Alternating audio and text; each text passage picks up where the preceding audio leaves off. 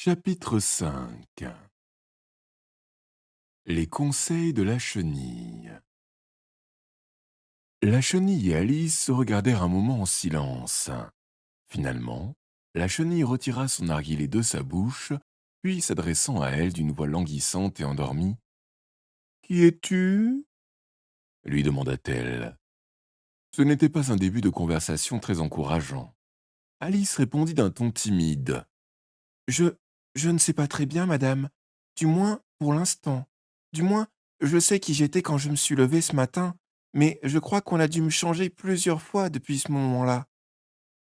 Que veux-tu dire par là demanda la chenille d'un ton sévère. Explique-toi. Je crains de ne pas pouvoir m'expliquer, madame, parce que je ne suis pas moi, voyez-vous. Non, je ne vois pas, dit la chenille. J'ai bien peur de ne pas pouvoir m'exprimer plus clairement, reprit Alice avec beaucoup de politesse. Car, tout d'abord, je ne comprends pas moi-même ce qui m'arrive, et de plus, cela vous brouille les idées de changer si souvent de taille dans la même journée. Allons donc, s'exclama la chenille. Vous ne vous êtes peut-être pas aperçu jusqu'à présent, continua Alice, mais quand vous serez obligé de vous transformer en chrysalide, cela vous arrivera un de ces jours, vous savez, puis en, puis en papillon. Je suppose que cela vous paraîtra un peu bizarre, ne croyez-vous pas? Pas le moins du monde, répondit la chenille. Eh bien, il est possible que cela ne vous fasse pas cet effet-là, dit Alice. Mais tout ce que je sais, c'est que cela me paraîtrait extrêmement bizarre à moi. À toi, fit la chenille d'un ton de mépris. Mais qui es-tu, toi? Ce qui les ramenait au début de leur conversation. Alice, un peu irritée de ce que la chenille lui parla si sèchement, se redressa de toute sa hauteur et déclara d'un ton solennel. Je crois que c'est vous qui devriez d'abord me dire qui vous êtes.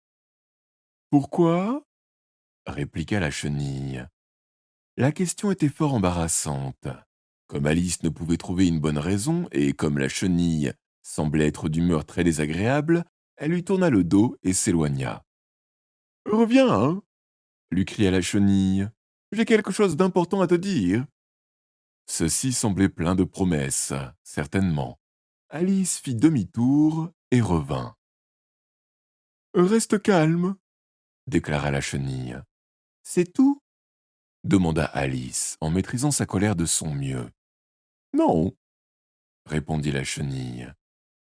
Alice pensa qu'elle pourrait aussi bien attendre, puisqu'elle n'avait rien d'autre à faire, et peut-être qu'après tout, la chenille lui dirait quelque chose qui vaudrait la peine d'être entendu. Pendant quelques minutes, la chenille fuma en silence, puis, finalement, elle décroisa ses bras, retira le narguilé de sa bouche et dit « Donc tu crois que tu es changé, n'est-ce pas ?» J'en ai peur, madame. Je suis incapable de me rappeler les choses comme avant, et je ne conserve pas la même taille 10 minutes de suite. Quelles sont les choses que tu ne peux pas te rappeler? Eh bien, j'ai essayé de réciter Voyez comme la petite abeille, mais c'est venu tout différent de ce que c'est en réalité, répondit Alice d'une voix mélancolique. Récite-moi Vous êtes vieux, Père Williams, ordonna la chenille. Alice joignit les mains et commença. Vous êtes vieux, Père Williams, dit le jeune homme, et vos cheveux sont devenus très blancs. Sur la tête, pourtant, vous continuez à marcher. Est-ce bien raisonnable à votre âge, vraiment? Dans ma jeunesse, répondit Père William à son fils, je craignais que cela n'abîme le cerveau. Mais maintenant, je suis convaincu de ne pas en avoir. Je peux donc faire cet exercice encore et encore. Vous êtes vieux, dit le jeune, comme je vous l'ai déjà dit, et vous êtes devenu extraordinairement gros. Pourtant vous franchissez la porte d'un saut périlleux arrière. Je vous en prie, quelle est la raison de cela? Dans ma jeunesse, dit le vénérable, en remuant ses mèches grises, je conservais la souplesse de mes membres. Par la vertu de cet onguent, 1 shilling la boîte. Permets-moi de t'en vendre 2. Vous êtes vieux, dit le jeune homme, et vos mâchoires sont trop faibles pour tout ce qui est plus dur que le beurre. Et pourtant, vous avez mangé l'oie avec le bec et les os. Je vous en prie, comment avez-vous réussi à faire cela? Dans ma jeunesse, dit le père, je faisais dans le droit et argumentais toutes les choses de la vie avec ma femme. La force musculaire que ma mâchoire a ainsi acquise a duré toute ma vie. Vous êtes vieux, dit le jeune homme, et nul ne pourrait supposer que votre vue est aussi bonne que dans le temps. Sur le bout de votre nez, pourtant, vous tenez en équilibre une anguille. Qu'est-ce qui vous a fait si habile? J'ai répondu à 3 questions et cela suffit, dit le père. Ne te donne pas des airs. Penses-tu que je peux écouter chaque jour de telles bêtises? File, ou je te fais descendre les escaliers avec mon pied. Cela n'est pas du tout cela, fit observer la chenille. Pas tout à fait cela, j'en ai bien peur, dit Alice timidement. Il y a quelques mots qui ont été changés. C'est faux du début à la fin, affirma la chenille d'un ton sans réplique, et il y eut quelques minutes de silence. La chenille fut la première à reprendre. Quelle taille veux-tu avoir?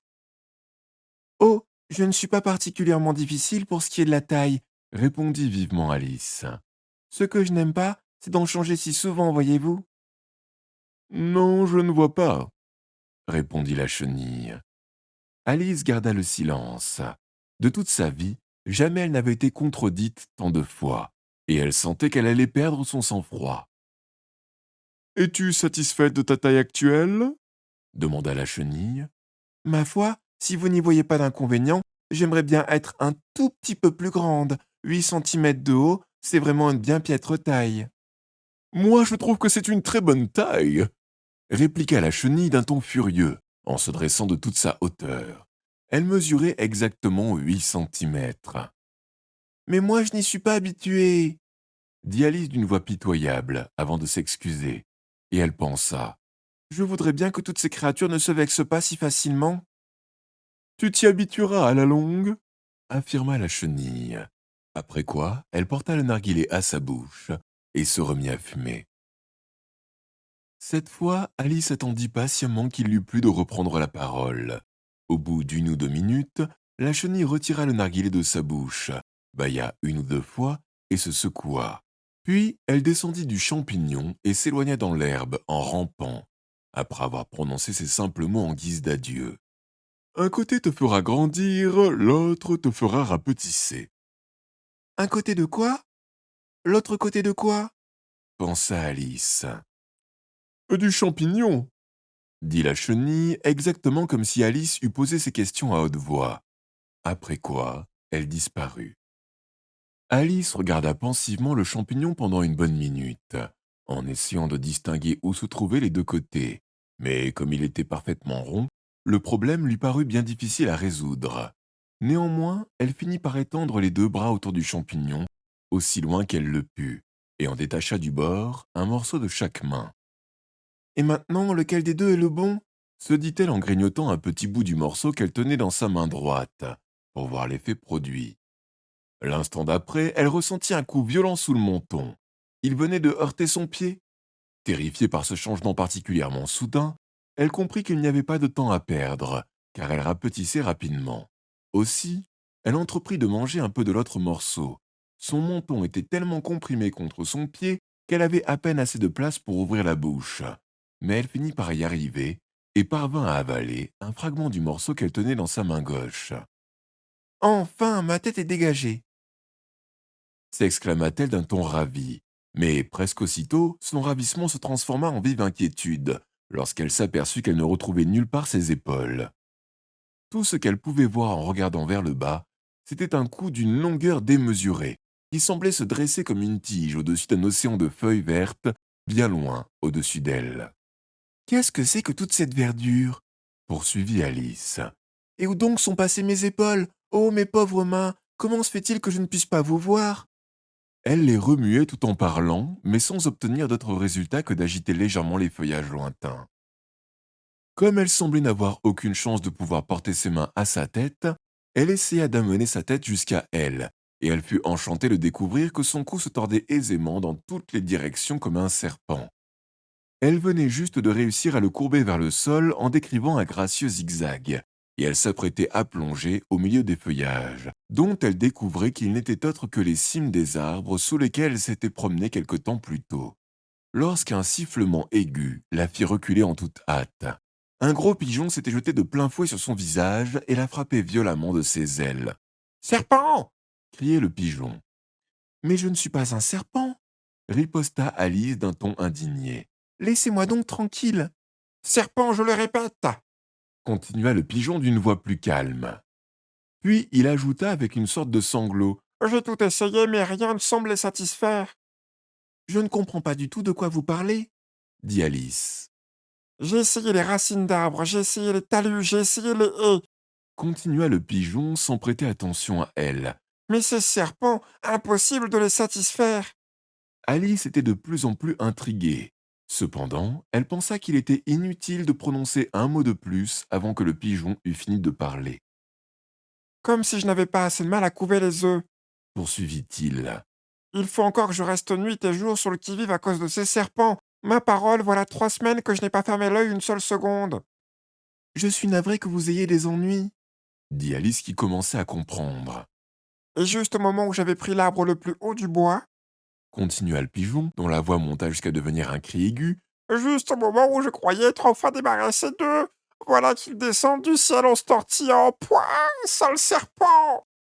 Mais je vous répète que je ne suis pas un serpent, je suis, Eh bien, dites-moi ce que vous êtes. dit le pigeon. Je vois bien que vous essayez d'inventer quelque chose. Je, je suis une petite fille, dit Alice d'une voix hésitante, car elle se rappelait tous les changements qu'elle avait subis ce jour-là. Comme c'est vraisemblable. S'exclama le pigeon d'un ton profondément méprisant. J'ai vu pas mal de petites filles dans ma vie, mais aucune n'avait un coup pareil. Non, non. Vous êtes un serpent, inutile de le nier.